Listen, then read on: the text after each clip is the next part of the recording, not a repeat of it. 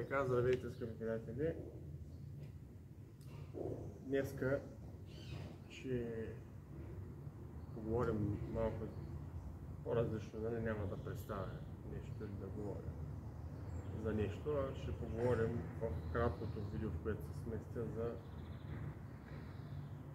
това защо вече не произвеждат тези тип мотопеди, нали, с педали и защо те отпаднаха, защо скутера се наложи и защо в края на 80-те години вече с по-лесното експлоатация, по-лесното обслужване и мястото, което има под седалката, куфарите, които по-късно измислиха и така, как скутера се наложи, това остана за хора, които са любители като нас, и по-възрастни хора и някои млади. Те предим да ги карат тези тип мотопеди с педали. Много пъти са ме питали, колеги, приятели, защо не караш някоя педалетка, защо не е регистрирана. Тя не е, ето това Ducati Prisco от 64-та. Няма как да се впише в трафика. Разбирате ли? Няма мигачи, няма... Да, някои хора регистрират балканчета и ретромотори, но примерно Варна, където съм роден и толкова много години живея, малко хора карат педалетки и представете си едно младо момче или момиче, което току-що е взел книжка. Кой ще разбере лявата ръка, дясната ръка, лявата ръка, къде завива, кога ще завие, къде ще спре, или вечерта, кой ще види лявата или дясната ръка. Не, че говоря нещо, съм против това. И аз искам да регистрирам и да карам, но то не е за всеки ден.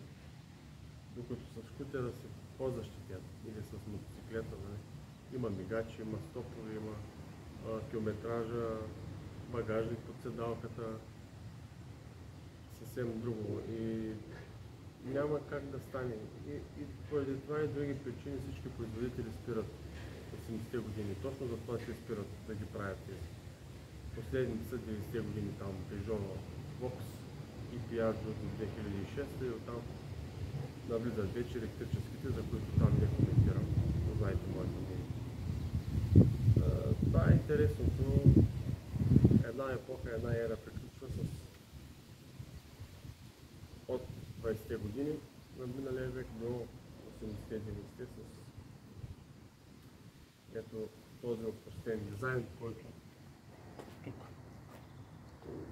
виждате елементарно обслужване, магнет, с карбуратор, педали и свещ.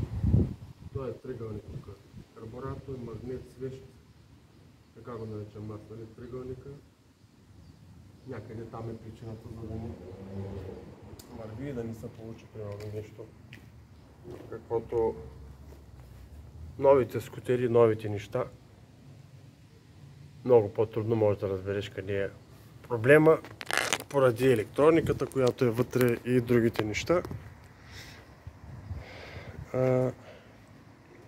Така, скъпи приятели, ето това е причината, поради която вече от 30 години постепенно намалява производството на такива класики, и за да се замести с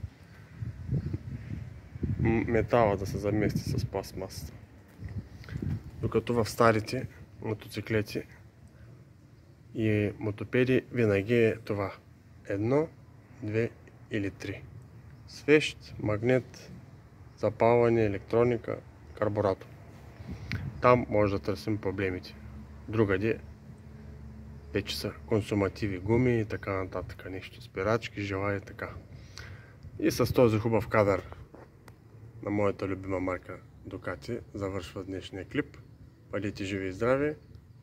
Пак ще направя видео за вас следващата седмица или когато имам време. Поздрави от Мотовеси!